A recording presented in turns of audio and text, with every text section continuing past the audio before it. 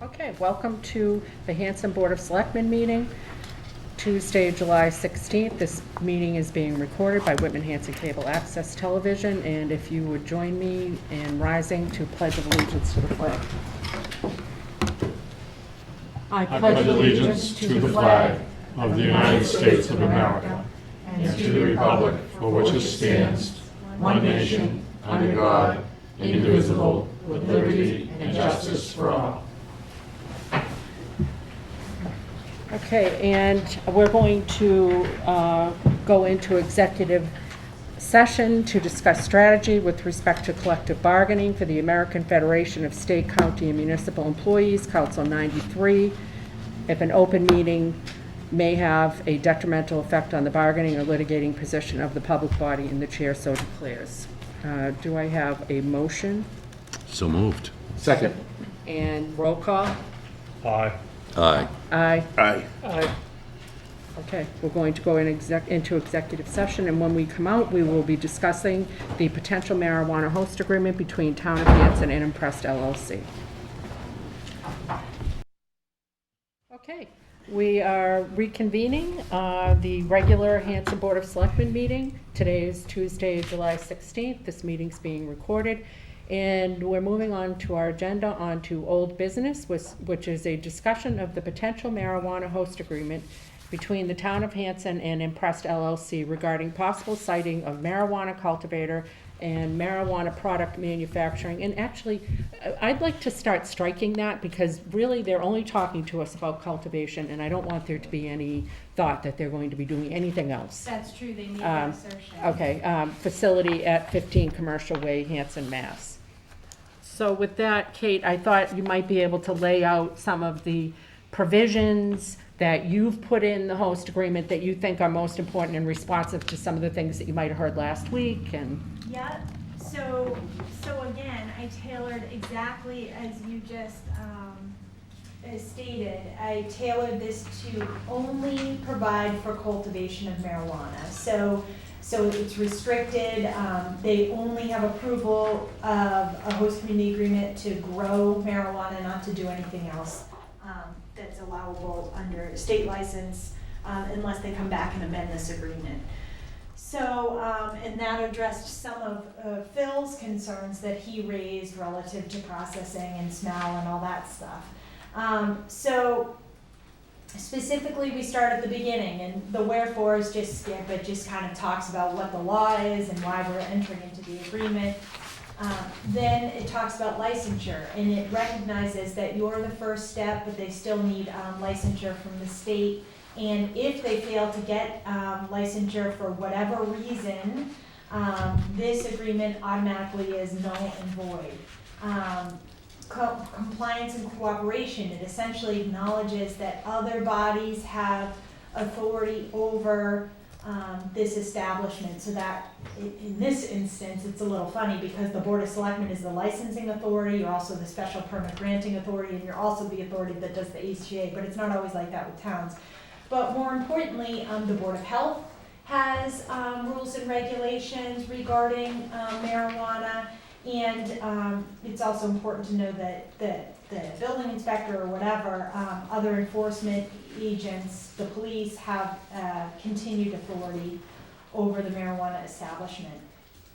It talks about peer review, as we discussed in the last meeting, that any peer review, which is where an independent engineer reviews what the engineer did, is paid for by the marijuana establishment, not the town. It discusses the water usage, which Laura had raised, and it indicated that they were going to get a secondary source for their major source of water, namely the watering of the plants, but the toilets and the sinks, that's all going to be through the town. But you won't have a big draw on a finite resource.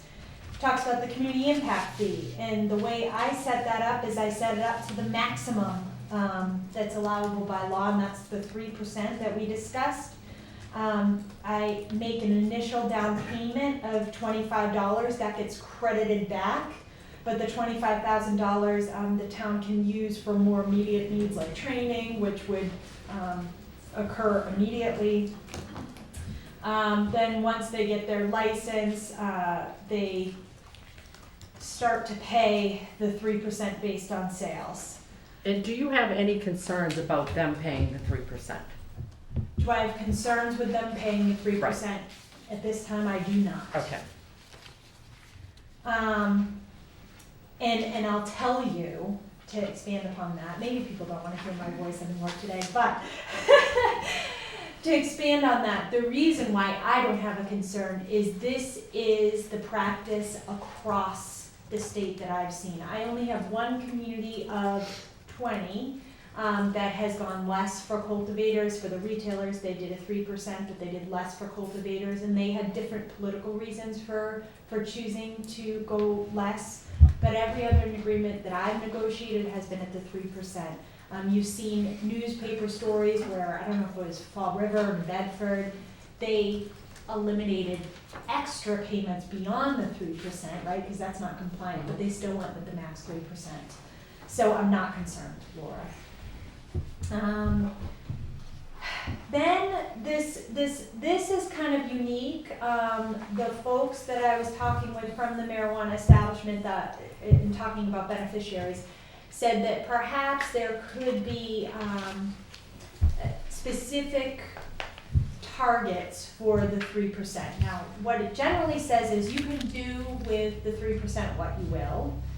And then what it goes on to say is you can select beneficiaries. You can work cooperatively with the marijuana establishment to select beneficiaries, whether that be the school or what have you, kind of earmark the funds. What I will say about this provision is you're still subject to town meeting, because as we discussed, the 3% goes to town meeting for appropriation like any other receipt that's not caught up in a revolving fund. Then why would we want to hamstring ourselves and earmark something Right. when we really would prefer to have general use of it and do whatever voters want? This is put in here for you to like or dislike. So if you feel like you don't want to have any sort of beneficiaries that you designate, we can totally strike this, and you can decide when the money comes in where your needs are.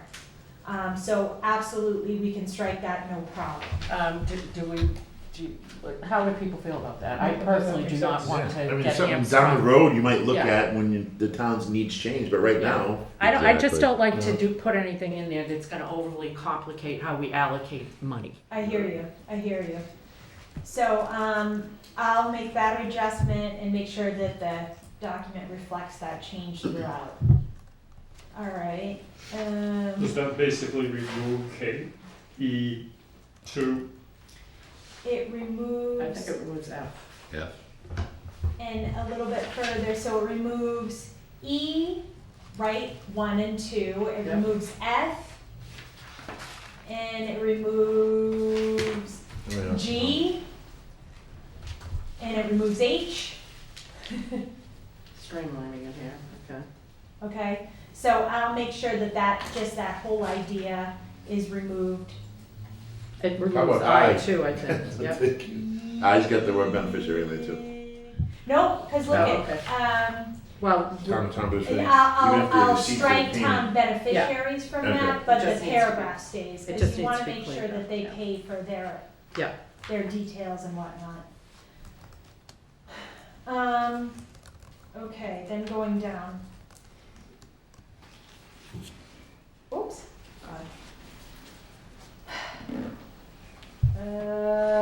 Then we're talking about local, is this what that is? Full-time. Oh, there's gonna be a local hiring preference to the extent that that can occur. So, folks in the town will actually directly benefit from the siting of the establishment, and that's that really. how do we prove that? So, you can ask for proof, you can say, what were your advertising requirements? There are certain positions that they may not leave to local authority, obviously some management positions may not be appropriate to leave to local residents because maybe the expertise isn't there. But you can have some sort of auditing component, I imagine, if you wanted.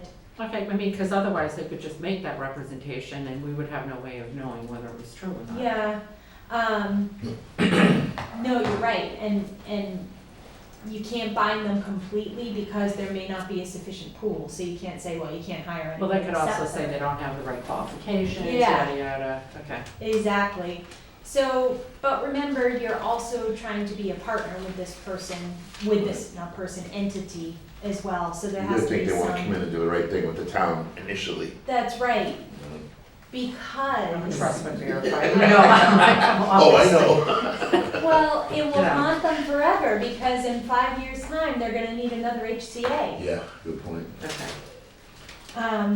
Okay, impact fee relative to town costs. Now, this is an acknowledgement by the marijuana establishment. It's sort of capitalizing on what we discussed the other day with Bruce, that you have to show actual costs equal what the impact payments are. So this is an acknowledgement on the other side of the contracting party, so that they've agreed in writing that they think it's a reasonable representation. And this is saying that the parties acknowledge the difficulty Yeah. in computing the actual costs, and that they are agreeing that we don't have to calculate the actual costs in order to benefit from the impact fee. Essentially, that they're not gonna challenge Yeah. it. Okay, Because you may have an obligation apart from what they Right. are willing to require of you. You have a legal requirement to ensure that these public records exist,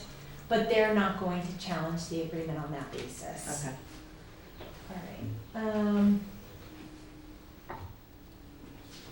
impact fees as other municipal charges. I'm not sure if you've come across this in your dealings, but there's this provision of the law that says if you don't pay your taxes, you don't pay utility bills, and other municipal charges, your licenses can be revoked. You have to have a hearing and there's a whole process. But there's no real clarity as to whether or not these impact fees would constitute other municipal charges. So we've spelled it out in the agreement that they fail to pay, we can start revoking their licenses. Okay. And we do want to do this, but you're gonna have people pounding on the door in about 15 minutes. Okay, I'm going quick. Accounting, we wanna make sure that they're telling us what their sales are, and we have, a submission by a CPA, as to the gross sales, and if you somehow question it, you can audit their books. Payment as a condition of operation, otherwise it's a default under the agreement, gives them an opportunity to cure, namely pay up. Reporting, anything that is public, because there's certain confidential stuff that's filed with the CCC, you can, you shall be provided copies. Confidentiality, you're also gonna show that some information is confidential and you'll try to protect it. To the extent you can under the public records law. Local taxes, this is important.